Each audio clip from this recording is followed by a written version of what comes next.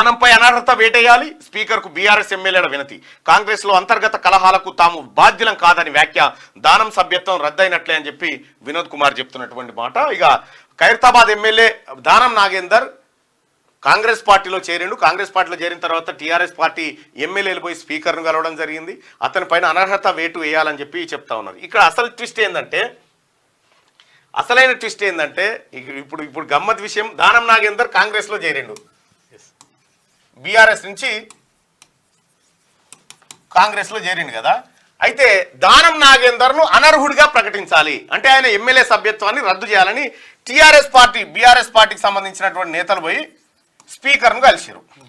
స్పీకర్ను కలిసిన తర్వాత ఏమైంది, ఇప్పుడు బంత్ ఎక్కడుంది, స్పీకర్ నిర్ణయం మీద ఉంటుంది.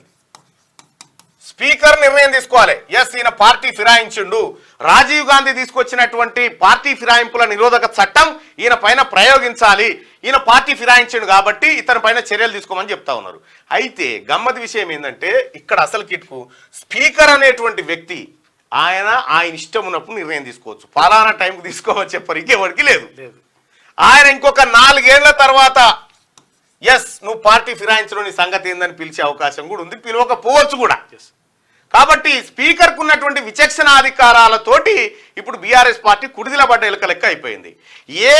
ఏ పార్టీ నుంచి వచ్చినా కూడా స్పీకర్ చేయాలనుకుంటే వెంటనే నిర్ణయం చేయొచ్చు, వద్దనుకుంటే ఆపేయచ్చు. దానం నాగేందర్కి వచ్చిన డోకా ఏం లేదు. ఇప్పుడు గతంలో బీఆర్ఎస్ పార్టీ కూడా కాంగ్రెస్ పార్టీ నుంచి చాలా మొత్తం చేరికలు 38 మంది ఎమ్మెల్యేలను వివిధ పార్టీల నుంచి బీఆర్ఎస్ పార్టీలో కలుపుకున్నాడు కేసీఆర్. మరి అనర్హత వేటేసి తర్వాత ఉప ఎన్నికలు ఏమైనా పెట్టిండ్రా? పెట్టలేదు, ఏమీ లేదు.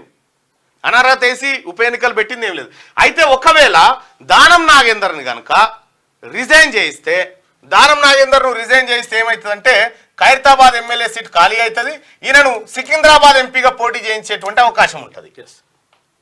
తద్వారా మళ్ళీ ఉప ఎన్నిక ద్వారా మళ్ళీ అది గెలుచుకోవచ్చు. రెండోది ఉప ఎన్నిక, ఈ కంటోన్మెంట్ ఉప ఎన్నిక కూడా వస్తూ ఉంది. కంటోన్మెంట్ ఉప ఎన్నికకు సంబంధించి కంటోన్మెంట్ అభ్యర్థిగా గద్దర్ కూతురు లేదా అద్దంకి దయాకర్ పేర్లు వినిపిస్తా ఉన్నాయి. ఇక్కడ ఇదే కంటోన్మెంట్ నుంచి బీఆర్ఎస్ పార్టీకి సంబంధించి ప్రస్తుతం మరణించినటువంటి లాస్యా ఎవరైతే ఉన్నారో లాస్యా నందిత వాళ్ళ సోదరి అడుగుతా ఉంది మాదే అని. నెక్స్ట్ ఆర్ఎస్ ప్రవీణ్ కుమార్ ను కూడా ఇక్కడ నుంచి రంగంలోకి దింపాలని ఆలోచిస్తున్నట్టుగా తెలుస్తా ఉన్నది.